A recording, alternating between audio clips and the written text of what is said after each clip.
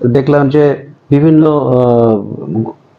যৌথ সংকলনে আমার কবিতা, গল্প অনেকগুলো সংকলনে আমার ছাপা হয়েছে আর কি। ছাপা করে নিজের লেখাটা দেখতে পেয়েছি যখন, তখন একটু মনে সাহস এলো।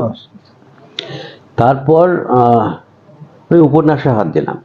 গল্প, ছোট গল্প, বড় গল্প হয়ে যাওয়ার পরে উপন্যাসে হাত দিলাম এবং আমার প্রথম উপন্যাস, যেটা গত 30শে সেপ্টেম্বর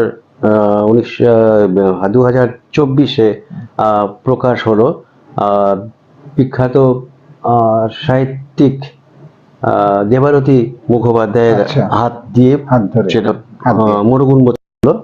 সেটার নাম হলো স্বপনের দোহে। স্বপনের দোহে। স্বপনের দোহে আমরা দেখছি ইতিমধ্যে বিভিন্ন বুক স্টলে দেখেছি, এবং